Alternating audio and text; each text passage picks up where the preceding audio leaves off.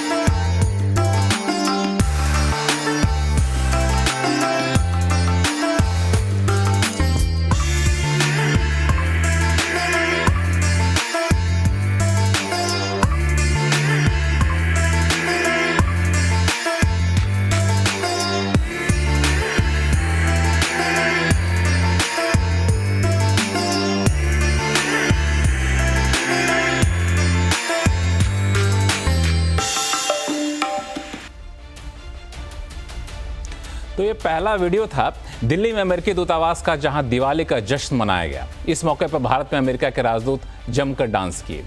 और दूसरा वीडियो जो आपने देखा वो दरअसल अमेरिका में अगले हफ्ते होने वाले राष्ट्रपति चुनाव से पहले दिवाली का खुमार किस तरीके से चढ़ा हुआ ये आपने देखा। ये दरअसल ये व्हाइट हाउस में दिवाली का जश्न मनाया जा रहा था, सेलिब्रेशन हो रहा था, उसका वीडियो आपने देखा। वैसे तो व्हाइट हाउस में हर साल दिवाली सेलिब्रेशन कुछ न कुछ होता है, लेकिन कहा यह जा रहा है कि इस बार का जो सेलिब्रेशन है ये अब तक का सबसे बड़ा और ऐतिहासिक था। और ये सब ऐसे समय पे हो रहा है जब यूएस में चुनाव या फिर राष्ट्रपति का इलेक्शन बिल्कुल चरम पे पहुंच चुका है। और ये सारे सेलिब्रेशन इस बात के संकेत देते हैं कि अमेरिका के लिए जो भी राष्ट्रपति चुनकर आते हैं उनके लिए इंडियन अमेरिकन कितने ज़्यादा, और इस कम्युनिटी को लुभाने की हर संभव कोशिश की जा रही है। साथ ही चर्चा इस बात पर भी काफ़ी जोर से है कि आखिर इस चुनाव में जीत करके कौन आएंगे। डोनाल्ड ट्रंप आते हैं तो भारत के साथ रिश्ते कैसे रहेंगे, कमला हैरिस आती हैं तो भारत के साथ रिश्ते कैसे रहेंगे। जब रिश्ते की बात आती है तो सबसे ज़्यादा लोगों को चिंता होती है कि इमिग्रेशन को लेकर क्या कानून होगा, दोनों देशों के बीच वर्क वीज़ा को लेकर क्या कानून होगा, कारोबारी रिश्ते कैसे रहेंगे। बहुत तरह के सवाल यहाँ पे उठ खड़े होते हैं। तो आज हम इस आवाज़ अड्डा में इसी पर करेंगे खास चर्चा। नमस्कार, मैं हूँ लक्ष्मण राव और हमारे साथ इस चर्चा में शामिल हो रहे हैं पूर्व डिप्लोमेट अरुण कुमार सिंह साहब, न्यूयॉर्क में वकील हैं आनंद आहूजा साहब, जो कि इनके 3 अलग अलग न्यूयॉर्क के यूएस के स्टेट में इनके अपने ऑफिसेज हैं और यूएस में नब्ज़ को काफ़ी करीब से पहचानते हैं। Indo American chamber of commerce के प्रेसिडेंट के सरकार साहब हैं और अमेरिका में वरिष्ठ पत्रकार मयंक छाया हमारे साथ जुड़ रहे हैं। और आगे चल के द न्यू इंडियन की एडिटर इन चीफ आरती सिंह टिक्कू भी हमारे साथ जुड़ेंगी। आप सभी मेहमानों का बहुत बहुत स्वागत है। आरती सिंह टिक्कू जुड़ गई हैं जो मुझे स्क्रीन पे दिख रही हैं, तो आपका भी बहुत बहुत स्वागत है। तो इलेक्शन यूएस में चल रहा है। आमतौर पे इलेक्शन का एक्साइटमेंट जो है जब भारत में होता है कोई चुनाव तो बहुत ज़्यादा होता है, लेकिन इस बार ऐसा लग रहा है कि यूएस में भी इलेक्शन का एक्साइटमेंट काफ़ी ज़्यादा चरम पे पहुंच चुका है। सबसे पहले मैं मैंग के पास जाऊंगा। मैंग जी, आपने वहाँ के इलेक्शन को देखा है, देख रहे हैं, वहाँ पे आप हैं ही, तो किस लेवल का इलेक्शन हो रहा है वहाँ पे, किस तरह के माहौल बने हुए हैं, मूड माहौल क्या है वहाँ पे? अगर एक लाइन में मैं कहूं तो दोनों तरफ आग बराबर लगी है।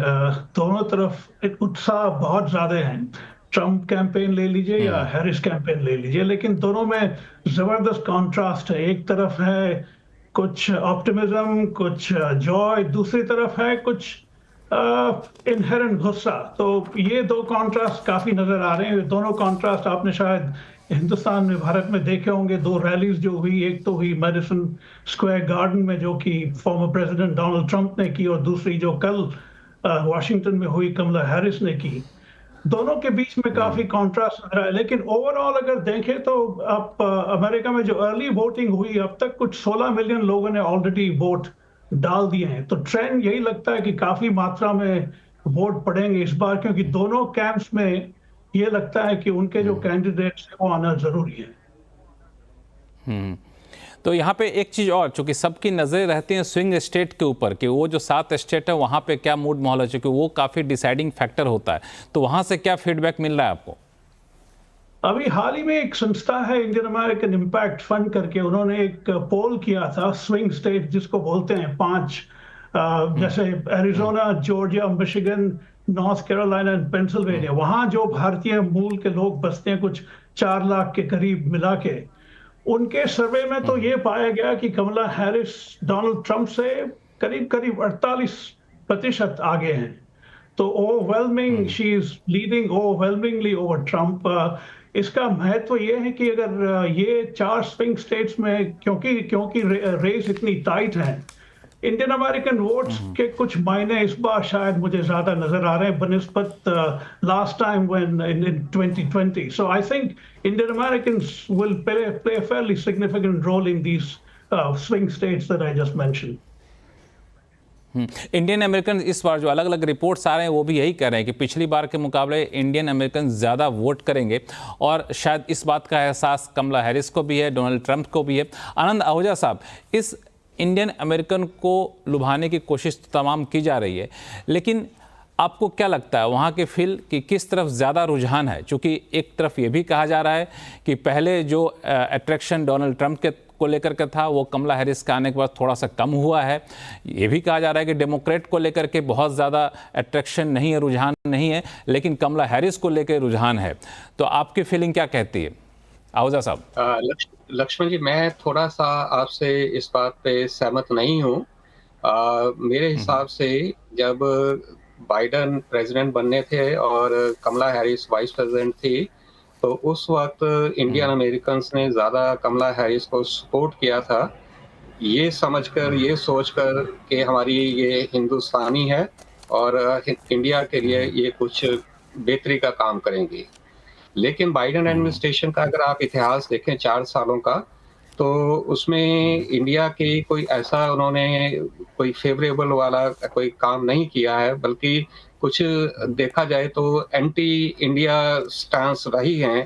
खासकर अगर आप पन्नू का केस लीजिए या कमला हैरिस की स्टेटमेंट जो हैं, 370 आर्टिकल जब कश्मीर में एब्रोगेट हुआ, तो उस वक्त कमला हैरिस की जो स्टेटमेंट्स थी, आप उसको लीजिए।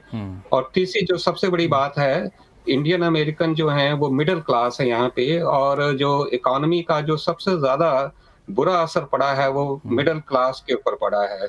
तो अगर आप मेरा जो स्टडी है उस पे अगर मैं जाऊं, तो मेरे हिसाब से इस वक्त इंडियन अमेरिकन का वो जो एक कमला हैरिस की तरफ रुझाव था पहले, अब वो इतना नहीं रहा है।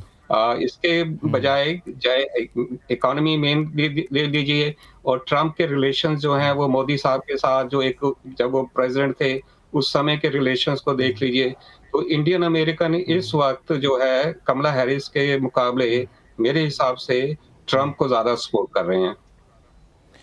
हालांकि मैं जो कह रहा था वो खास तौर से एक रिपोर्ट के हवाले से कह रहा था, जो रिपोर्ट जो है AAPI डेटा का वोटर सर्वे था, जिसमें कहा गया था कि जो इंडियन अमेरिकन्स हैं उनमें से आधे से ज़्यादा वोटर्स जो हैं, 55% वोटर जो हैं वो डेमोक्रेट के तौर पर जाने जाते हैं, जबकि 26% जो है रिपब्लिकन के तौर पर जाना जाता है। और इन्होंने एक और बात कही कि 60% से ज़्यादा जो इंडियन अमेरिकन लेडीज़ हैं वो हैरिस को वोट करना चाहती हैं, जबकि 50% से ज़्यादा जो इंडियन अमेरिकन मेल हैं वो ट्रंप को वोट करना चाहते हैं। तो ये मेरा आधार था जिसके आधार पर मैंने ये सवाल आपसे पूछा था। लेकिन यही सवाल लेकर के आगे बढ़ाते हुए अरुण कुमार सिंह साहब के पास जाते हैं, जो कि पूर्व डिप्लोमेट हैं, US में रह भी चुके हैं। अरुण कुमार सिंह साहब, भले तो आप पूर्व रहे हैं, लेकिन आपकी नज़र काफ़ी पैनी रहती है इस इलेक्शन पे। आपको क्या लगता है कि इस बार इंडियन अमेरिकन जो हैं किस बेस पे अपने कैंडिडेट को चुन रहे होंगे? तो आनंद आहूजा जी ने जो कहा, कुछ हद तक मैं उससे सहमत हूँ और कुछ हद तक सहमत नहीं, तो उस पर मैं बताता हूँ। 2016 में 80% इंडियन अमेरिकन ने हिलरी क्लिंटन को वोट दिया था। 2020 में जब चुनाव हुए थे तो करीब 70% ने जो बाइडन को वोट दिया था।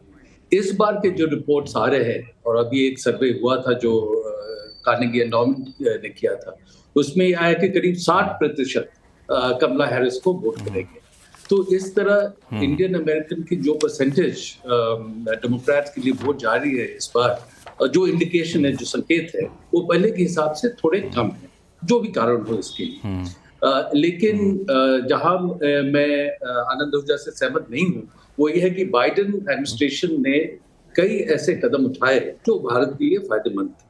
एक का मैं जिक्र करूंगा, 2023 में उन्होंने एक नया इनिशिएटिव किया था, initiative on critical and emerging technologies, जिसके जरिए जो नए टेक्नोलॉजीज हैं, artificial intelligence, quantum, cyber, biotech, 6G, defence, semiconductors, इसमें उन्होंने कहा कि इसमें दोनों देश मिलकर काम करेंगे, जो उनके फायदे में भी है और हमारे फायदे में है।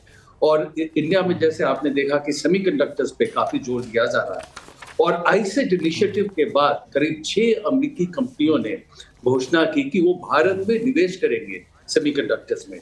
माइक्रोन ने किया है, ग्लोबल फाउंड्रीज ने किया है, अप्लाइड मटेरियल्स ने किया है, लैम रिसर्च ने किया है। तो कई कंपनीज आगे बढ़ के उन्होंने भारत में रिसर्च किया। उसके अलावा जैसा कि ट्रंप एडमिनिस्ट्रेशन ने पहले किया था, बाइडेन एडमिनिस्ट्रेशन ने भी कहा है कि उनका जो मुख्य चैलेंज है आगे वो चाइना से, और चाइना ही एक ऐसा देश है जो अमेरिका को विश्व स्तर पे रिप्लेस करना चाहता है, और उनका main economic, technological, military challenge China है, और उसको ध्यान में रखते हुए भारत के साथ रिलेशन बढ़ाना चाहते हैं। अब जैसे ट्रंप ने वो क्वाड मीटिंग शुरू किए थे, इंडिया, जापान, ऑस्ट्रेलिया और यूनाइटेड स्टेट्स का, और पहले वे विदेश मंत्री के स्तर पे मिलते थे। जो बाइडेन ने इसको समिट लेवल मीटिंग शुरू किया था जनवरी 2021 में, और अभी आपने देखा होगा कि सितंबर में हमारे प्रधानमंत्री गए थे अमेरिका क्वाड समिट के लिए, और चूंकि वो क्वाड समिट के लिए गए, एक बायलैटरल मीटिंग भी हुई यूएस प्रेसिडेंट के साथ, जहां कई महत्वपूर्ण फैसले लिए गए। तो जो बाइडेन ने कई ऐसे कदम उठाए जिससे भारत को फायदा हुआ, अमेरिका को भी फायदा हुआ। कोई भी देश ये कदम नहीं उठाता है किसी और देश को फायदा हो, वो अपने फायदे को देखते हैं। जहां दोनों देशों के लिए फायदा होता है वहां बात आगे बढ़ सकती है। तो उन्होंने अपने फायदे को ध्यान में रखते हुए कुछ कदम उठाए जिससे भारत का भी फायदा हुआ, और इसको हमारे लोगों ने एक्नॉलेज किया। और ट्रम्प के समय भी देखेंगे तो वैसे तो ह्यूस्टन वो गए थे, जब हमारे प्रधानमंत्री गए थे, बड़ी इंडियन अमेरिकन की रैली थी, 50,000 लोग थे वहां पे, और भारत भी आए थे फरवरी 2020 में। लेकिन कई चीजें उन्होंने ऐसी की जिससे भारत को फायदा हुआ, लेकिन ट्रेड इश्यूज को लेकर उन्होंने काफी दबाव रखा। एल्यूमिनियम, स्टील इंपोर्ट्स पे उन्होंने टैरिफ बढ़ाए। जनरल स्कीम ऑफ प्रेफरेंसेस है जिसमें ड्यूटी फ्री एक्सेस हमारे कई प्रोडक्ट्स को मिलते थे, उसको उन्होंने हटा दिया। और 2019 में उन्होंने इमरान खान को व्हाइट हाउस में आमंत्रित किया जब वो तालिबान के साथ डायलॉग करने चाहते थे, और उस मीटिंग में उन्होंने कहा कि मैं कश्मीर विवाद पे मीडिएट करने को तैयार हूं, जबकि उनको पता है कि भारत ये कभी नहीं मानेगा। और उन्होंने ये भी कहा कि भारत के प्रधानमंत्री ने कहा है कि आप इस पे मीडिएट कीजिए, जो बिल्कुल किसी तथ्य के आधार पे नहीं था। और हमारे विदेश मंत्री को कुछ दिनों बाद पार्लियामेंट में कहना पड़ा कि जो भी यूएस प्रेसिडेंट ने कहा है उसमें कतई सच्चाई नहीं है। तो हमको देखना है कि कोई भी वहां का राष्ट्रपति हो, वो अपने पॉलिटिकल हित को कैसे देखता है, यूएस के हित को कैसे देखता है, और हम अपने भारत के हित को ध्यान में रखते हुए जहां कन्वर्जेंस हो उस बात को आगे बढ़ाए। तो कमला हैरिस आए या डोनाल्ड ट्रंप आए, हमें दोनों से फायदे हो सकते हैं, दोनों से चैलेंज होंगे, और हमको अपना फायदा देखते हुए एरियाज को चूज करके बात और रिलेशन को आगे बढ़ाएंगे। शो के अगले हिस्से में इसी पे बातचीत करूंगा कि कौन आते हैं तो हमें कितना फायदा होगा, कौन नहीं आते हैं तो कितना नुकसान होगा, इस पर बातचीत करूंगा। लेकिन आरती टिक्कू सिंह, आपसे मैं एक चीज़ समझना चाहूँगा कि जैसा कि अभी अरुण कुमार सिंह साहब ने बताया भी कि क्वाड समिट में पीएम जाने वाले थे, तो डोनाल्ड ट्रंप ने कहा कि आकर के पीएम हमसे, मोदी हमसे भी मिलने वाले हैं। तो एक पूरा माहौल बन गया कि प्रधानमंत्री मोदी जाएंगे तो डोनाल्ड ट्रंप से मिलेंगे। एक इंडियन अमेरिकन को आकर्षित करने की तरफ एक कदम के तौर पे देखा गया। लेकिन जब पीएम मोदी गए तो उनसे मुलाकात नहीं किए, और सीधा अपना जो मीटिंग थी, मीटिंग में पार्टिसिपेट किए, बायलैटरल मीटिंग की, और फिर चले आए। तो इस तरह का भारत का रुझान इंडियन अमेरिकन को क्या मैसेज देता है, और क्या इस तरह की बातें इलेक्शन में फैक्टर इन करेंगी? देखिए, प्रधानमंत्री नहीं मिले डोनाल्ड ट्रंप से, मुझे लगता है कि एक अच्छा डिसीजन था, क्योंकि भारत की जो हिस्ट्री रही है, कल्चर रहा है, फॉरेन अफेयर्स को लेके, फॉरेन पॉलिसी को लेके, वहाँ पे हम लोग कभी भी किसी कंट्री के इलेक्शन में ना तो इन्फ्लुएंस करते हैं ना तो इंटरफेयर करते हैं। इसलिए प्राइम मिनिस्टर मोदी ने, चूंकि बेशक डोनाल्ड ट्रंप की तरफ से इनविटेशन था, वो नहीं गए। मुझे लगता है कि इंडियन अमेरिकन्स जो कि वहाँ के सिटीजन्स है, वहाँ के वोटर है, उनको पूरी आजादी है कि जिसको भी वो चुनना चाहते हैं, कमला हैरिस को चुनना चाहते हैं, डोनाल्ड ट्रंप को चुनना चाहते हैं, वो उनके इंटरेस्ट के हिसाब से होना चाहिए, ना कि हमारा कोई उसमें इन्फ्लुएंस हो या इंटरफेरेंस हो। इंडिया हमेशा किसी भी प्रेसिडेंट, वो रिपब्लिकन हो, वो डेमोक्रेट हो, वो जॉर्ज बुश हो, वो बराक ओबामा हो, हर किसी प्रेसिडेंट के साथ हम लोग एक इंटरनेशनल और लेवल पे डील करते हैं, और वही तरीका भी है। मुझे नहीं लगता है कि प्राइम मिनिस्टर ने कोई संकेत दिया है, इनफैक्ट वो कमला हैरिस से भी नहीं मिले, तो इसका मतलब ये है कि प्राइम मिनिस्टर ने इक्वल डिस्टेंट रखा है अपने आप को। वो कहीं पे भी कोई प्रेजुडिस या कोई ज्यादा किसी को ज्यादा ना फेवर कर रहे, नहीं किसी को अपोज कर रहे हैं। उनके रिश्ते डोनाल्ड ट्रंप जब प्रेसिडेंट थे बहुत अच्छे थे, जब जो बाइडेन थे उस वक्त भी आपको याद होगा प्राइम मिनिस्टर मोदी को red carpet welcome Joe Biden की ही सरकार ने दिया। लेकिन ये भी सच है कि पिछले 4 साल में बहुत सारी मुश्किलें, बहुत सारी चैलेंजेस फेस की है इंडिया ने, क्योंकि जो बाइडेन की सरकार और कमला हैरिस की जो सरकार है, कहीं ना कहीं वो अपनी बिगर पिक्चर को खुद ही नहीं समझ पा रहे। उनके जो डोमेस्टिक कंपल्शंस है वो इतने ज्यादा भयंकर है कि उनको मालूम ही नहीं है कि वो इंडिया के साथ कैसे डील करें। सिर्फ डोमेस्टिक नहीं है, अगर आप यूएस की ओवरऑल, मुझे नहीं पता है कि अभी आपके पास कितना टाइम है ब्रेक से पहले, लेकिन अगर मैं संक्षेप में अभी कहूं कि ओवरऑल जो यूएस की सिचुएशन है पूरी दुनिया में इस वक्त बहुत ज्यादा अच्छी नहीं है। यूएस की जो सुप्रीमेसी का जो एक परचम था पूरी दुनिया में, सब डरते थे यूएस की सुप्रीमेसी से, आज वो माहौल नहीं है। होता जा रहा है। हम सभी मल्टीपोलैरिटी की बात कर रहे हैं, हम सभी अपनी आत्मनिर्भरता की बात कर रहे हैं, हम सभी देखिए सिर्फ एक नेशन नहीं है, सिर्फ इंडिया बात नहीं कर रहा, आज अफ्रीका भी बात कर रहा है, आज मिडिल ईस्ट भी बात कर रहा है, आज रशिया भी बात कर रहा है, चाइना भी कर रहा है, साउथ ईस्ट एशिया भी कर रहा है। तो सबकी जो एक कॉन्फिडेंस आई है कि यूएस की जो दादागिरी थी पिछले पोस्ट वर्ल्ड वॉर 2 के बाद, वो दादागिरी को सुनने वाले नहीं है डेवलपिंग कंट्रीज। वो अपनी जो उनके नेशनल इंटरेस्ट है, हर कंट्री का अपना नेशनल इंटरेस्ट है, वो उसको आगे रखेंगे। अपने टर्म्स ऑफ एग्रीमेंट जो है या टर्म्स ऑफ नेगोशिएशन जो है यूएस के साथ, वो आगे रखेंगे, और ये नहीं कि वो हर बात पे। बिल्कुल आपने सही कहा, जो उनका डोमेस्टिक कंपल्शन है उसके आधार पर वो तय करें कि भारत के साथ रिश्ते कैसे रखने हैं, दूसरे डेवलपिंग कंट्रीज के साथ रिश्ते कैसे रखने हैं, ये बिल्कुल आपने सही कहा। तो एसके सरकार साहब, जो बात आरती टिक्कू सिंह कह रही थी कि उनके अपने कंपल्शन है, और इस कंपल्शन में कई सारे बयान चुनाव के दौरान आ भी रहे होते हैं। एक तरफ कहा जाता है कि प्रधानमंत्री मोदी जो है बहुत ही फैंटास्टिक मैन हैं, एक तरफ कहा जाता है कि भारत ड्यूटीज़ का सबसे बड़ा एब्यूज़र है। तो इस तरह के जब बातें होती हैं, ख़ास तौर से ड्यूटी को लेकर के, ट्रंप के टेन्योर फर्स्ट को हम लोगों ने देखा, ये कितना कई बार ड्यूटी 25% तक स्टील पे बढ़ा दी गई, एल्युमिनियम पे 10% तक बढ़ा दी गई, प्रेफरेंशियल स्टेटस ख़त्म कर दिया गया। तो अब आप लोग बिजनेस कम्युनिटी होने के नाते आप लोगों का क्या मानना है कि इस तरह के जो फैक्टर हैं वो वाकई इस इलेक्शन में काम करेंगे जब कोई वोट देने जाएगा, खासतौर से इंडियन अमेरिकन, वहाँ के जो इन्वेस्टर्स हैं जिनके बिजनेस अलग अलग देशों में भी हैं? पहले मैं 2 बातें कह दूंगा आपसे कि मैं इंडो अमेरिकन चैम्बर का नेशनल प्रेसिडेंट था, मैं रह चुका हूँ, पर आज की तारीख में मेरी टर्म खत्म हो चुकी है, तो मैं फॉर्मर प्रेसिडेंट के हिसाब से बात कर रहा हूँ।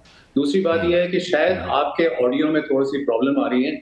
अभी जैसे आरती जी बात कर रही थी, अरुण साहब बात कर रहे थे, तो कुछ क्लैरिटी थोड़ी सी कम आ रही थी, तो थोड़ा ऑडियो को भी जरा देख लीजिए, कोई शायद टेक्निकल ग्लिच आ रहा हो।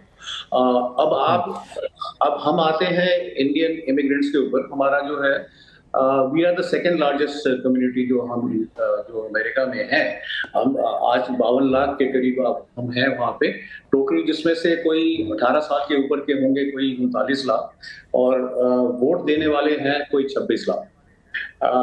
वोट अवेयरनेस जो इंडियंस में है, जो इंडियन इमिग्रेंट्स हैं, उनमें आज की तारीख में काफी हो चुकी है, और वो अमेरिकन पॉलिटिक्स में काफी पार्टिसिपेट कर रहे हैं, जो मेरी उनसे बात करने में जो लगता है, तो वो एक्टिवली पार्टिसिपेट जरूर करेंगे। और क्योंकि वो अमेरिकन इकोनॉमी में उनका बहुत बड़ा सहयोग है, चाहे आप टैक्स के हिसाब से सोच लीजिए या इनकम के हिसाब से सोच लीजिए। मैं आपको एक थोड़ा सा उदाहरण भी दे दूं यहाँ पे कि अगर आप मीडियन इनकम देखेंगे इस ये जो इंडियन इमिग्रेंट्स हैं वहाँ पे, उनका आता है $1,53,000, यानी कि कोई 1.25 करोड़ से ऊपर ही होगा, कोई 1 करोड़ 28 लाख, विच इज काफी बड़ी फिगर है। तो उस और इंडियंस को काफी वहाँ पे काफी रिस्पेक्ट मिलती है, वहाँ पे काफी माना जाता है उनको। और हम जो है मैंने जो देखा है इंडियंस को जो अमेरिका में हैं, उनको वो इकोनॉमिक्स में ज्यादा इन्वॉल्व होते हैं, वो उनको पॉलिटिक्स में इतनी इन्वॉल्वमेंट नहीं मिलती है, नहीं करते नहीं है। अगर आपको मैं थोड़ा सा एग्जांपल भी दे दूं, अगर आप निकी हेली और वो विवेक रामास्वामी का भी नाम सुना होगा आपने, तो हालांकि इनका इंडियन कनेक्शन है, बट इंडियंस की तरफ से कोई इतना उनकी तरफ झुकाव मेरे को तो कम से कम नजर नहीं आया। और इवन कमला हैरिस की तरफ अगर इंडियन कनेक्शन की हम बात करें तो वो उतना झुकाव नहीं है। मेरे कहने का मकसद ये है कि अल्टीमेटली जो इंडियंस वहां पे हैं उनके लिए इकोनॉमिक्स मैटर्स द मोस्ट, उनके लिए जो है वो इकोनॉमिक्स की तरफ वो ज्यादा ध्यान देते हैं और उस चीज को लेके हमें आगे बढ़ना है।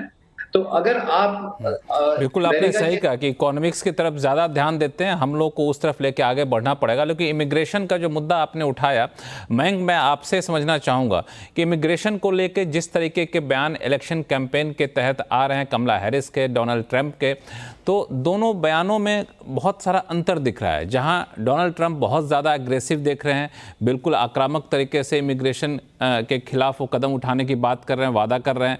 दूसरी तरफ कमला हैरिस थोड़ा सा सॉफ्ट है इस कॉर्नर पे। दूसरी तरफ एक फैक्ट ये भी है कि जितने लोगों को पिछले साल वर्क वीज़ा दिया गया, उसमें से मैं पढ़ रहा था 72% से ज़्यादा इंडियन हैं, तो सबसे ज़्यादा वर्क वीज़ा पाने वाले हैं। तो आपको क्या लगता है कि ये सिर्फ इलेक्शन की पोस्चरिंग है दोनों कैंडिडेट की, या फिर वाकई इलेक्शन के बाद कुछ दिखेगा? ट्रंप की ओर से तो बिल्कुल पोस्चरिंग नहीं है, ये उनका कन्विक्शन है, सही है गलत है वो अपनी जगह है, लेकिन उनका ये मानना है कि इमिग्रेशन जिस तरह से हो रही है अमेरिका में वो ठीक नहीं है, और जिस तरह की टॉक्सिक भाषा वो यूज करते हैं इमिग्रेंट्स के बारे में वो भी ठीक नहीं है। लेकिन आपने जिक्र किया कमला हैरिस की पॉलिसीज का, तो जब तक दी टेक इंडस्ट्री जहां तक हावी रहेगी पॉलिसी मेकिंग पे, तब तक इंडियन प्रोफेशनल को यहाँ आना जिस तरह से रहा है पिछले 20-25 साल से मैं देख रहा हूँ, वो वैसे ही रहेगा, उसमें कोई खास फर्क नहीं पड़ेगा। मैं ये भी जानता हूँ कि ट्रंप के आने के बाद भी ये जो मामला है, जैसे H1B हुआ, उसमें भी कोई खास इतना फर्क पड़ने वाला नहीं है, क्योंकि उनको भी टेक इंडस्ट्री से कनेक्शंस अपने बनाए रखने हैं, ट्रंप कैंपेन को भी। तो इमिग्रेशन इंडियन स्टैंड पॉइंट से इतना ज्यादा फर्क नहीं पड़ेगा। हालांकि ये जरूर है कि जो लोग इलीगली आ रहे हैं वो बॉर्डर के थ्रू, मैक्सिकन बॉर्डर के थ्रू, उनको जरूर ट्रंप के एडमिनिस्ट्रेशन में काफी फर्क पड़ेगा। और क्योंकि आप जानते हैं कि इमिग्रेशन इतना बड़ा मुद्दा है अमेरिका में, तो अगर कमला हैरिस एडमिनिस्ट्रेशन आती भी है तो वो भी इस बार बाइडेन एडमिनिस्ट्रेशन से कहीं ज्यादा मेरे ख्याल से वो टफ अप्रोच रखेंगे बॉर्डर पे। तो immigration will be definite issue for the next 4 years, no matter who comes to power. But India को इस तरह से खास वरी मैं नहीं देखता हूँ। बिल्कुल, आप इंडिया को खास वरी नहीं देखते हैं। अरुण कुमार सिंह साहब, आपका क्या मानना है? चूँकि ये बात सही है कि जो रणनीति है उसके तहत बिल्कुल आप इमिग्रेशन पर बहुत सख्त पाबंदी लगा देंगे, इंडिया को इग्नोर कर देंगे, ये कितना प्रैक्टिकल हो पाएगा यूएस के लिए? और दूसरी बात कि यूएस के पास एक ये भी है कि जो जियोपॉलिटिकल सिचुएशन है उसमें जब चाइना और इंडिया के बीच में चुनने की बारी आएगी, तो जो ग्लोबल सप्लाई चेन में इंडिया की भागीदारी बढ़ती जा रही है, तो वहाँ पे इंडिया के लोगों के इमिग्रेशन को लेके कुछ सॉफ्टनेस देखने को मिलेगी, या फिर इंडिया बेहतर बार्गेन कर पाने की हालत में रहेगा नई गवर्नमेंट के साथ? तो मैं इनसे काफी हद तक सहमत हूँ, क्योंकि एक माहौल जो वहाँ बन रहा है उससे इमिग्रेशन को लेकर स्ट्रिक्ट मेजर्स की हम अपेक्षा कर सकते हैं, कोई भी आए। डोनाल्ड ट्रंप आए तो शायद ज्यादा स्ट्रिक्ट हो, कमला हैरिस भी आए तो स्ट्रिक्ट होगा, लेकिन ये ज्यादा इफेक्ट करेगा इलीगल इमिग्रेशन पे। जहां तक लीगल माइग्रेशन का सवाल है, कुछ हद तक H1B पे कमी हो सकती है, लेकिन वहां भी मुझे याद है जब मैं वहां था तब भी कुछ रिस्ट्रिक्शन आए थे H1B वीजास पे। उस समय भी अमेरिकी सरकार कहती थी कि रिस्ट्रिक्शन तो आए हैं, लेकिन मैक्सिमम परसेंटेज जो वीजा मिल रहे हैं इसमें वो भारतीय मूल के लोगों को ही मिल रहे हैं।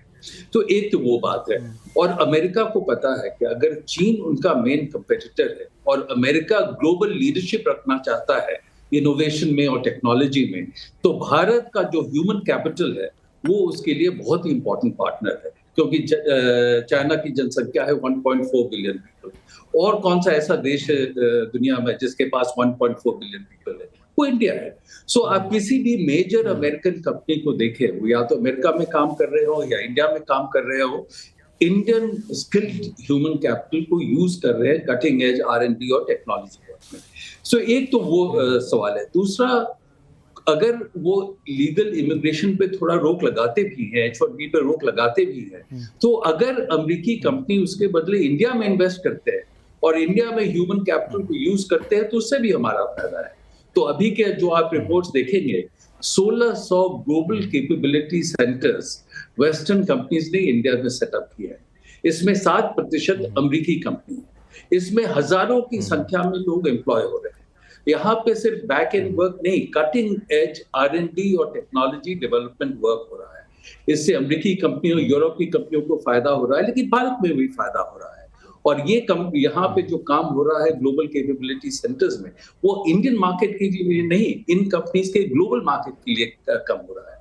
तो हमको दोनों चीजों पे ध्यान रखना चाहिए कि एक तो लीगल माइग्रेशन, H1B वीजा, उस पर क्या इम्पैक्ट है, बट लेकिन उसके अलावा इंडिया में जो इन्वेस्टमेंट है और ग्लोबल कैपेबिलिटी सेंटर्स में जो इन्वेस्टमेंट है वो किस दिशा में जा रहे हैं। और लोग कह रहे हैं कि ये काफी बढ़ रहे हैं, 2030 तक शायद 2400 सेंटर्स इस तरह के बन जाए। तो मुझे इस बात पे इंडिया को लेके उतनी परेशानी नहीं नजर आ रही। इसके लिए ये मुद्दा इसलिए ज़्यादा ज्वलंत हो जाता है आनंद आहूजा साहब कि एक तरफ डोनाल्ड ट्रंप कहते हैं कि अमेरिका फर्स्ट की रणनीति हम अपनाएंगे, इसके लिए क्या क्या कदम उठाएंगे उसका जिक्र उन्होंने इलेक्शन कैंपेन में किया। दूसरी तरफ सबसे ज़्यादा डिपोर्टेशन जो हुआ है वो आपको मौजूदा सरकार के कामकाज में हुआ है, कार्यकाल में हुआ है। तो ऐसे में आपको क्या लगता है कि बैलेंस रणनीति अपनाएंगे? अगर मान लीजिए कमला हैरिस आती हैं तो उनकी रणनीति क्या अभी के बाइडेन की रणनीति से बिल्कुल अलग होगा इमिग्रेशन फ्रंट पे, या फिर मोटे तौर पर उसी के साथ सिंक करता हुआ आगे बढ़ेंगी? लक्ष्मण जी, जहां तक अमेरिका के अंदर इमिग्रेशन का मुद्दा है, मुद्दा ये है कि illegal immigration versus legal immigration. अगर आप देखिए डोनाल्ड ट्रंप की पॉलिसी, डोनाल्ड ट्रंप ने कई बार कहा है कि हमें ज्यादा फोकस जो है, ज्यादा जोर जो है वो स्टेम इश्यूज पे, यानी कि साइंस, टेक्नोलॉजी, इंजीनियरिंग और मैथ के जो एरियाज हैं उन पर हमें प्रायोरिटी देनी चाहिए। उन्होंने यहाँ तक कहा है, अगर आपने उनकी इस बार इलेक्शन की स्पीचेस में सुना होगा, तो उन्होंने यहाँ तक कहा है कि जब यहाँ पे फॉरेन स्टूडेंट्स इन 4 एरियाज के अंदर डिप्लोमा या डिग्री लेते हैं, तो डिप्लोमा और डिग्री के साथ हमें उनको ग्रीन कार्ड भी दे देना चाहिए, क्योंकि ये फॉरेनर्स यहाँ आते हैं, हमारे यहाँ से साइंस, टेक्नोलॉजी, इंजीनियरिंग, मैथ के अंदर डिग्री लेके अपने कंट्री में वापस चले जाते हैं और वहां जाके ये हमारे कंपटीटर बन जाते हैं। तो डोनाल्ड ट्रंप की जो फिलॉसफी है, पॉलिसी है, वो ये है कि जो प्रोफेशनल्स हैं उनको प्रायोरिटी देनी चाहिए। दूसरा, डोनाल्ड ट्रंप की जो पॉलिसी है वो ये है कि फैमिली बेस्ड जो इमिग्रेशन है, लीगल इमिग्रेशन है, उस पर जोर देना चाहिए। आपको मैं यूएसए की इमिग्रेशन लॉज के बारे में बताऊं कि आज अगर मैं यूएसए सिटीजन अपने भाई को इंडिया से स्पॉन्सर करता हूं, तो मेरे भाई को लीगल तरीके से आने में 30 साल लगते हैं। 30 साल से पहले वो यहाँ नहीं आ सकता है। उसी भाई को अगर मैं एक एजेंट के थ्रू मैक्सिको के बॉर्डर से क्रॉस करा के यूएसए में एंटर कराता हूं, तो उसको 1 हफ्ते के अंदर वर्किंग परमिट मिल सकता है। तो डोनाल्ड ट्रंप जो है वो ये कह रहे हैं कि ये एक मौकरी है कि जो लॉ को वो तोड़ते हैं, जो कानून को तोड़ते हैं, हम उनको जो है वो बेनिफिट्स दे रहे हैं, उनको तो हम इनाम दे रहे हैं कि आप आइए यहाँ पे और आप आके हमारे से यहाँ पे वर्क परमिट ले लीजिए, क्योंकि आप बॉर्डर क्रॉस करके आए हैं, कहो तो हम आपके गले में फूलों का हार भी डाल देते हैं। और जो बेचारे लॉ को मान रहे हैं उनको हम पनिश कर रहे हैं कि आप 30 साल तक अपने कंट्री के अंदर वेट करिए, क्योंकि आप लीगल तरीके से आना चाहते हैं। तो ये एक बड़ा मुद्दा है। कमला हैरिस की पॉलिसी जो है, बाइडेन की जो पॉलिसी है, आपने देखा है कि पिछले 4 सालों में इलीगल इमिग्रेंट्स कितने क्रॉस किए हैं। और इलीगल इमिग्रेंट्स का जहां तक सवाल है, मुझे आज तक ये समझ में नहीं आया कि हम अमेरिका को इस बात पे क्रिटिसाइज क्यों करते हैं। आप इंडिया में बैठे हैं, आप बांग्लादेश से क्या बांग्लादेशीज को इंडिया में क्रॉस करने की इजाजत दे देंगे?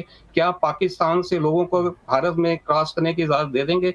एक कंट्री का अगर बॉर्डर ही खोल दिया जाए, एक कंट्री जिसका बॉर्डर ही ना रहे, तो उसकी सॉवरेनिटी कहाँ रहेगी? तो ये एक मुद्दा है जो हमें समझना चाहिए।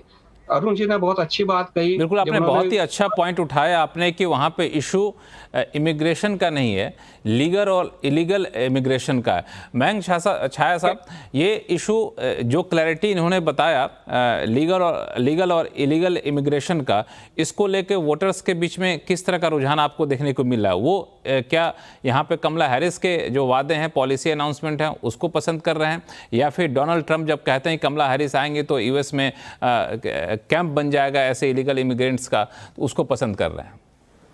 देखिए, ट्रम्प का फोकस जो है वो इतना एग्रेसिव है इस बात को लेके। आहूजा साहब ने जिक्र किया कि इलीगल इमिग्रेशन बंद हो जाए और लीगल इमिग्रेशन को सहूलत हो, तो दोनों में ये दोनों जो बातें एक साथ नहीं हो रही। रिफॉर्म हुए नहीं अमेरिका में पिछले 40 साल से। अगर आज की तारीख में आप इलीगल इमिग्रेशन बिल्कुल जीरो भी कर दें, तो इसका मतलब ये नहीं है कि जो फैमिली वीजा वाले हैं वो 30 साल के बदले 3 महीने में आ जाएंगे। वो तो 30 साल ही रहेगा, क्योंकि इन्होंने रिफॉर्म अभी किया ही नहीं है सिस्टम इतने सालों में। इमिग्रेशन जो है America, traditionally they have always picked and choose whom they want। Illegal immigration अलग बात है, वो ऐसे ही लोगों को अंदर ला रहे हैं जिससे अमेरिका का फायदा हो। इंडियन कॉन्टेक्स्ट में अगर आप देखें तो जिस तरह की टेक्नोलॉजी के लोग आए हैं पिछले 2000 की साल से, उन्होंने अमेरिका की इकोनॉमी को उस स्तर तक बढ़ा दिया है, तो अमेरिका को ये इस तरह का इमिग्रेशन ज्यादा पसंद आता है। इलीगल इमिग्रेशन का प्रॉब्लम ये है कि बहुत जगह से लोग मेक्सिको के बॉर्डर के थ्रू आते हैं, उस पे रोक लगाना इतना मुश्किल हो गया है, क्योंकि बॉर्डर वैसे पोरस है एक तरह से। अब इसका क्या हल है, वो तो आज की तारीख में ना तो सक्सेसिव एडमिनिस्ट्रेशन तय कर पा रहे हैं या कांग्रेस तय कर पा रही है। मुझे नहीं लगता है कि अगर ट्रम्प भी आते हैं तो अगले 4 सालों में इमिग्रेशन प्रॉब्लम को सॉल्व कर पाएंगे, जिस तरह से वो कह रहे हैं। बिल्कुल, आपने बहुत सही कहा कि इलेक्शन में जिस तरह की पोस्टरिंग की जा रही है, सत्ता में आने के बाद हूबहू वही कदम उठाएं, इसकी संभावना कम है। कई सारी मजबूरियां यहाँ पर रहती हैं, लेकिन ये मामला सिर्फ इमिग्रेशन का नहीं रहता है। इस मामले में और भी कई सारे मुद्दे हैं जिसको लेकर इस पूरे चुनाव पर भारतीयों की नज़र है, भारत के साथ रिश्ते को लेकर की नज़र है। उनमें से एक मुद्दा जो है वो आपको है कारोबारी रिश्ते को लेकर के। तो इसमें मैं आरती टिक्कू सिंह आपके पास आऊँगा मैं कि इस रिश्ते को लेकर के डोनाल्ड ट्रंप के जो बयान आए हैं पिछले इलेक्शन कैंपेन के दौरान, वो तो बड़े ही डरावने बयान हैं कि अमेरिका आएगा तो हम सत्ता में आएंगे तो इस तरह से टैरिफ मैनेज करें कि जो इंडिया टैरिफ एब्यूज़र है वो एब्यूज़र ना रह पाए, हम भी उल्टे ड्यूटी लगा देंगे। उनका जो टेन्योर 1 था वो भी काफ़ी ज़्यादा इस मायने में एग्रेसिव रहे थे। तो अगर उनका आना होता है तो आपको लगता है कि वाकई कारोबारी रिश्ते बहुत अच्छे नहीं रहेंगे? देखिए लक्ष्मण जी, मेरे अंदाजे से कमला हैरिस आए या डोनाल्ड ट्रंप आए, इंडिया और यूएस के रिलेशनशिप जो अभी हमने चैलेंजेस देखे पिछले 4 साल में, मुझे लगता है वो चैलेंजेस बढ़ने वाले हैं, वो घटने वाले नहीं है। उसके 2-3 बढ़ने ही वाले हैं। हाँ, बढ़ने वाले हैं, वो कम नहीं होने वाले हैं। कोई भी सरकार आए, मैं ये बहुत ही कॉन्फिडेंस के साथ कह रही हूँ आपको कि डोनाल्ड ट्रंप और कमला हैरिस। बाकी पैनलिस्ट से मैं कहूंगा कि आपके इस बयान को गंभीरता से सुने, चूंकि इस पर मैं आप लोगों से रिएक्शन लूंगा, चूंकि उन्होंने बहुत बड़ा बयान दिया है कि रिलेशन बहुत सुधरने वाले, परेशानियां बढ़ने ही वाली हैं, चाहे ट्रंप आए चाहे कमला हैरिस आए। अब बताएं टिक्कू मैम, आप क्या इसको आगे कैसे एक्सप्लेन करेंगे? हाँ, देखिए, सबसे पहली बात, अगर आप देखें हिस्टोरिकली इंडिया यूएस की रिलेशनशिप और खासकर जो एनआरआई कम्युनिटी जो इंडियन डायस्पोरा यूएस में है वो हिस्टोरिकली डेमोक्रेट्स को वोट करता आ रहा है। आपके पैनलिस्ट ने यहाँ इनफैक्ट बड़ा क्लियरली बताया और आपके सर्वे जो आप कोट कर रहे थे उसमें भी आपको दिख रहा है कि लार्जर इंडियन डायस्पोरा जो यूएस में है वो प्रो डेमोक्रेट रहा है, क्योंकि इसके पीछे एक लिबरल थिंकिंग थी, न्यू लिबरलिज्म की एक फिलॉसफी थी, बिजनेसेस अच्छा चलते थे इंडिया और यूएस के बीच में, क्योंकि डेमोक्रेट्स माने जाते हैं fundamentally liberal, pro globalization, pro business. और वो हमने पिछले 30-35 साल में जब से इंडिया ने अपनी इकोनॉमी जो है लिबरलाइज की, ओपन अप की, तब से वो रिश्ता जो है वो बरकरार रहा। फिर एक चेंज जो शिफ्ट आया, इनफैक्ट रिपब्लिकन पार्टी के अंदर एक थिंकिंग में जो चेंज आया जब उन्होंने चाइना को अपना एडवर्सरी देखना शुरू किया। इनफैक्ट जॉर्ज बुश के टाइम से हम लोगों ने देखा कि एक नैरेटिव जो चाइना के बारे में यूएस के अंदर था उस पे धीरे धीरे जो है ये एक मत बना कि चाइना ही सबसे बड़ा उनका राइवल है और एडवर्सरी, क्योंकि चाइना बहुत तेजी से इकोनॉमिकली ग्रो कर रहा था, मिलिटरली ग्रो कर रहा था, सिर्फ इकोनॉमिकली और मिलिटरली नहीं, पर चाइना ने एक ऑल्टरनेटिव नैरेटिव दुनिया को दिया पिछले 20 साल में खासकर। और चाइना हर जगह यूएस को चैलेंज करता है, फिलोसॉफिकल लेवल पे, डेमोक्रेसी या डिक्टेटरशिप की बात हो या यूएस की फॉरेन पॉलिसी का अप्रोच अगर आप देखें, पूरी मिडिल ईस्ट में देखें, अभी 2 वॉर्स हो रहे, ऑनगोइंग वॉर्स है, यूक्रेन और गाजा का। चाइना के साथ जो एक रिलेशनशिप था यूएस का, इनफैक्ट पोस्ट क्या, इनफैक्ट हेनरी किसिंजर ही आर्किटेक्ट थे उसके, वहां से लेकर एक शिफ्ट आया है अमेरिकन थिंकिंग में भी कि चाइना एडवर्सरी। अब इसमें बहुत सारी प्रॉब्लम्स खड़ी हुई है। वो एक तो ये है कि इंडियन कम्युनिटी जो डायस्पोरा कम्युनिटी है वो पिछले 10 साल में ये एक जो नैरेटिव, एक जो चैलेंज अंदर ही अंदर डोमेस्टिकली एक बन गया है।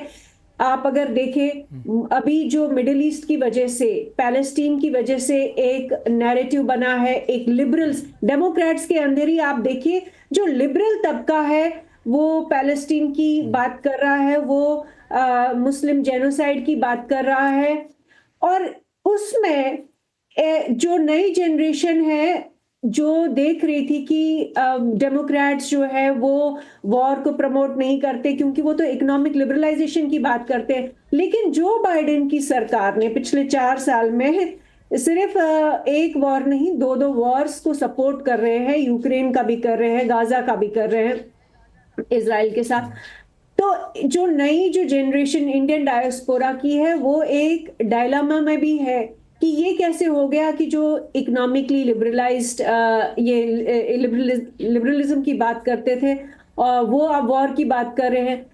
तो कहीं ना कहीं अगर आप देखें डेमोक्रेट्स की थिंकिंग में एक शिफ्ट आया है, वो जो बिजनेस की बात कर रहे थे वो वॉर की बात कर रहे हैं। दूसरा अगर आप देखें जब डोनाल्ड ट्रंप पार्टी जब वो पिछली बार पावर में आए थे तो सब लोग डोनाल्ड ट्रंप के अगेंस्ट जितना भी मीडिया नैरेटिव था, जितना कुछ चल रहा था ट्रंप के खिलाफ, लेकिन जब जो बाइडेन आए लोगों ने ये कहा कि जो बाइडेन ट्रंप की पॉलिसी ही चला रहे हैं लेकिन ट्रंप के बिना, ट्रंपिज्म विदाउट ट्रंप।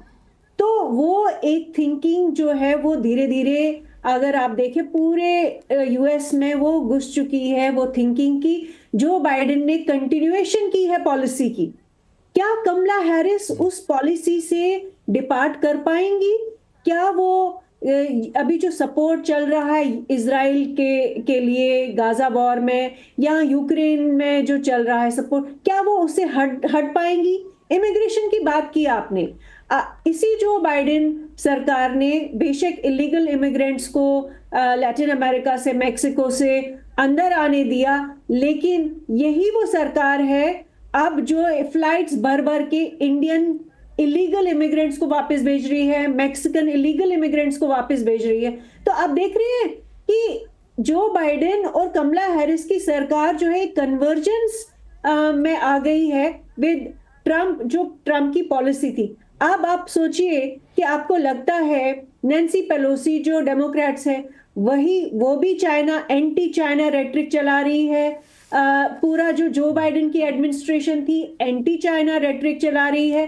तो अंतर कहाँ है? अंतर सिर्फ एक लेवल पे, पॉलिटिकल लेवल पे। बहुत ही इंपॉर्टेंट आपने पॉइंट रखा है यहाँ पे कि किस तरीके से ट्रम्प की जो पॉलिसी थी उसको ही पिछले दरवाजे से डेमोक्रेट अपने यहाँ लागू कर रहे हैं, और इसके कई सारे बेहतरीन एग्जाम्पल आपने, आरती जी ने अपने यहाँ पे दिया है। इस पे मैं बाकी अपने जो पैनलिस्ट हैं उनका भी रिएक्शन लूँगा, लेकिन फिलहाल वक्त है छोटे से ब्रेक का।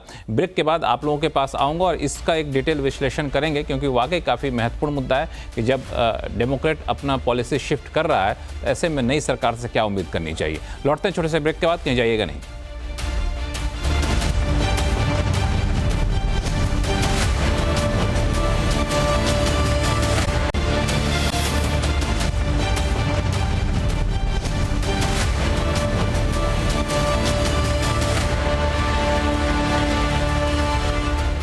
ब्रेक के बाद एक बार फिर से आपका स्वागत है। आप देख रहे हैं यूएस इलेक्शन पे हमारा यह खास शो, और चर्चा हम लोग ये कर रहे हैं कि यूएस इलेक्शन भारतीय नज़रिए से कितना महत्वपूर्ण है और हम लोगों के लिए नई सरकार के बनने के साथ रिश्ते कितने मजबूत होंगे या फिर कितने कमज़ोर होंगे। ब्रेक पे जाने से पहले आरती टिक्कू सिंह कह रही थी, बड़ा ही महत्वपूर्ण पॉइंट उठाया कि डेमोक्रेट ने किस तरह से अपना पॉलिसी शिफ्ट किया है, और इस वजह से सरकार किसी की भी बने रिश्ते बहुत अच्छे नहीं रहने वाले हैं। इनके कई सारे एग्जाम्पल यहाँ पे दिए। अरुण कुमार सिंह साहब, आपके पास मैं आऊँगा इसी सवाल को लेकर के कि ये डेमोक्रेट का शिफ्ट होना अपने पॉलिसी से और एक तरफ से डोनाल्ड ट्रंप का एग्रेशन, आपको क्या लगता है कि वाकई स्थिति बहुत बदलने वाली नहीं है और संबंध बहुत बेहतर होने की बजाय थोड़े बहुत खट्टे मीठे ही रहने वाले हैं? नहीं, संबंध खट्टे मीठे तो रहेंगे, पर इसका मतलब ये नहीं कि संबंध में ज्यादा परेशानियां पैदा हो जाएंगी, क्योंकि खट्टे मीठे हमेशा रहे हैं। आप क्लिंटन एडमिनिस्ट्रेशन के लिए कि अभी जो भारत और यूएस के बीच में नया सिलसिला शुरू हुआ है वो क्लिंटन एडमिनिस्ट्रेशन से शुरू हुआ। जब बिल क्लिंटन इंडिया आए 2000 में, 1999 में जब कारगिल कॉन्फ्लिक्ट हुआ उसमें उन्होंने भारत का पक्ष लिया पाकिस्तान के खिलाफ, लेकिन ये करने के पहले उन्होंने भारत के खिलाफ सैंक्शंस किए थे जब हमने न्यूक्लियर टेस्ट किए थे। जॉर्ज बुश ने भारत से रिश्ते बहुत बढ़ाए, उन्होंने सिविल न्यूक्लियर कोऑपरेशन एग्रीमेंट किया, जिसके कारण यूएस अब इंडिया से हाई लेवल टेक्नोलॉजी कर सकता है, उसके बगैर नहीं कर सकता था। लेकिन जॉर्ज बुश के प्रेसिडेंसी के समय उन्होंने पाकिस्तान की बहुत मदद की, बहुत फंडिंग सपोर्ट दिया पाकिस्तान को, क्योंकि उनको पाकिस्तान की जरूरत थी अफगानिस्तान में जो हो रहा था वो लेकर। उसी तरह जब ओबामा आए, उन्होंने इंडिया को मेजर डिफेंस पार्टनर करार दिया, उससे और भी हाई लेवल टेक्नोलॉजीज को हम एक्सेस कर सके। उन्होंने कहा कि यूएस भारत को permanent membership of UN security council के लिए सपोर्ट करेगा। तो इस तरह खट्टे मीठे तो हमेशा रहे और रहेंगे, क्योंकि कुछ चीजों में हमारा कन्वर्जेंस ऑफ इंटरेस्ट होगा, कुछ चीजों में कन्वर्जेंस नहीं होगा, क्योंकि हर देश की हिस्ट्री अलग है, ज्योग्राफिकल लोकेशन अलग है। तो कन्वर्जेंस देखते हुए हमको बढ़ाना है। और जहां तक मैं देखता हूं, अगर हमारा आप ट्रेडिंग रिलेशनशिप देखें, इंडिया का largest trading partner United states है। अभी $200 बिलियन से ज्यादा का ट्रेड है। ये ट्रेड पिछले 20 साल में 10 गुना बढ़ा है। और हालांकि India overall trade deficit country है, लेकिन यूएस के साथ हमारा ट्रेड सरप्लस है। आप इन्वेस्टमेंट को देखें तो यूएस का इन्वेस्टमेंट इंडिया में $60 बिलियन है। अभी हमने ग्लोबल कैपेबिलिटी सेंटर्स की बात की, और इंडियन कंपनीज ने अमेरिका में $40 बिलियन इन्वेस्ट किए हैं। 50 स्टेट्स में उनका प्रेजेंस है। अगर वो कर रहे हैं तो अपॉर्चुनिटी देख रहे हैं। आपने भारतीय मूल के लोगों की बात की, करीब 52 लाख लोग हैं। तो यूएस में largest single country presence of Indian origin diaspora है। यूएस के साथ जो हम टेक्नोलॉजी पार्टनरशिप्स कर रहे हैं सिविलियन टेक्नोलॉजीज में, वो किसी और देश से नहीं हो।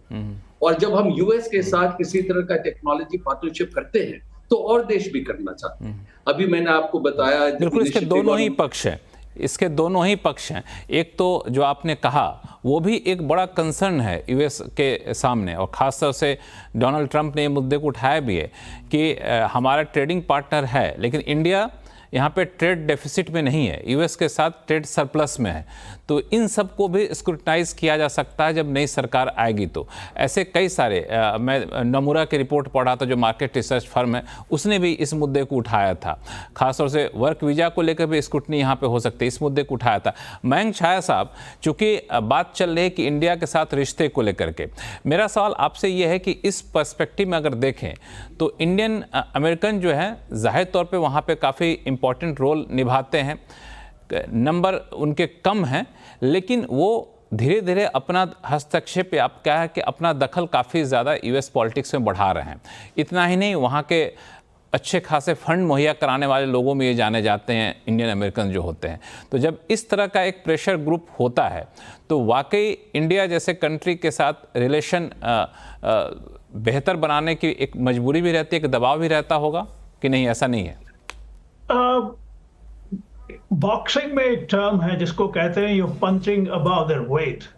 तो इंडियन अमेरिकन जो हैं they are punching about their weight, demographic weight, which is remarkable, क्योंकि कई वजह है उनकी कि हर जो भी फील्ड में इंडियन अमेरिकन हैं, आप टेक्नोलॉजी देख लीजिए, साइंस देख लीजिए, आप कॉर्पोरेट वर्ल्ड देख लीजिए, इन्वेंशन देख लीजिए, जो भी आप हॉलीवुड भी देख लीजिए आजकल, तो टेलीविजन इंडस्ट्री देख लीजिए, हर जगह पे उन्होंने अपने झंडे गाड़े हैं। तो जाहिर बात है उसका नतीजा ये निकलता है कि उनका जो पॉलिटिकल कॉन्सिक्वेंस है वो आपको देखने को मिल रहा है वॉशिंगटन में।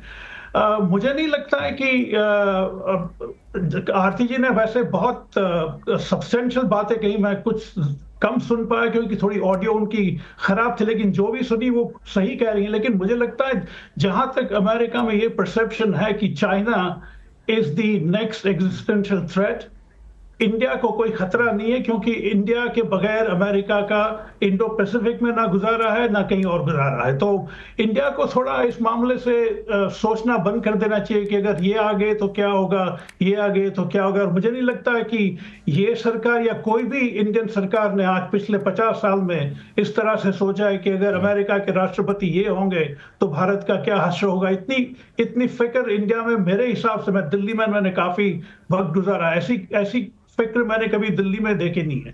एक मैं पॉइंट कहना चाहूंगा, जो टैरिफ की आपने बात की थी पहले, मैं एक ब्लूमबर्ग इकोनॉमिक्स का एक रिपोर्ट पढ़ रहा था, तो उनके कैलकुलेशन के हिसाब से अगर ट्रंप अपनी टैरिफ डालते हैं तो भारत की जीडीपी में कुछ 0.1% का घाटा हो सकता है, जो ज्यादा नहीं है लेकिन सिग्निफिकेंट माना जाना चाहिए। और दूसरा एक कैलकुलेशन ये भी है, लंदन की एक संस्था है जिन्होंने कहा कि अगर ट्रंप 10% टैरिफ डालते हैं तो इंडिया की जो एक्सपोर्ट है वो करीब 5% कम हो सकती है। तो वैसे ये फिगर्स इंपॉर्टेंट है, लेकिन इतने भी नहीं है कि हमको इतना फिक्र होनी चाहिए। बिल्कुल सरकार साहब, वाकई बहुत ज़्यादा फिक्र करने की ज़रूरत नहीं है। सरकार किसी की भी आए, पॉलिसी जैसा है मोटे तौर पे ऐसे ही चलता रहेगा। नहीं, मेरे को देखिए अपने देश को देखना, इकोनॉमिकली स्पीकिंग, अगर आप देखेंगे कि आज की तारीख में चाइना जो है हमारा बिगेस्ट ट्रेडिंग पार्टनर बन गया है। पहले अमेरिका था, आज की तारीख में चाइना है। और कल अगर ये टैरिफ्स वगैरह अगर अमेरिका में लगते हैं, और वो लगने के काफी चांसेस भी हैं, ये सिर्फ ट्रंप की वजह से नहीं है, इवन बाइडेन ने भी कोई जो चाइना पॉलिसी थी उसको कोई खास चेंज नहीं लाए थे। तो चाइना में जो अगर चाइना के ऊपर टैरिफ लगते हैं तो ये पॉसिबिलिटी है कि चाइना के गुड्स की डंपिंग जो है इंडिया में होने के काफी चांसेस है। और उससे जो है हमारे जो हम एक मैन्युफैक्चरिंग को एक फ्लिप देना चाहते थे हमारे देश में, वो शायद ना हो पाए। और हम PLI ला रहे हैं और हम मैन्युफैक्चरिंग को काफी आगे बढ़ाने की कोशिश कर रहे हैं, तो ये चीजें शायद ना हो पाए और इन्फ्लेशन के भी बढ़ने के चांसेस हो सकते हैं। तो हमारी इकोनॉमी पे एक अटैक, इनडायरेक्ट आप कह दीजिए, पर वो एक अटैक होने के चांसेस मेरे को तो काफी नजर आते हैं। इस चीज का हमें ध्यान रखना है। और दूसरी बात ये है कि अगर हम, ठीक है, हम ये कहते हैं कि डेमोक्रेट्स जो है वो इंडियंस के वोट्स ज्यादा मिलते हैं बनिस्बत के रिपब्लिकन्स को, पर इकोनॉमिकली अगर आप देखें, एक चीज हमें समझनी चाहिए कि अमेरिका आज की तारीख में is the biggest producer of oil and gas, natural gas. वो सऊदी अरेबिया, ईरान सबसे आगे है। और उसके और आज और जो एम्प्लॉयमेंट पोटेंशियल है इन मैं इसलिए इस सेक्टर्स का नाम ले रहा हूँ क्योंकि इनका एम्प्लॉयमेंट पोटेंशियल बहुत जबरदस्त है। और ये जो है इनकी फेवर ये इनकी टिल्टिंग जो है इनकी जो ये फेवर करते हैं वो है टुवर्ड्स द रिपब्लिकन्स। अगर आप देखेंगे डोनाल्ड ट्रंप को टेक्सास से वो 2016 में भी जीते थे, 2020 में भी वही जीते थे।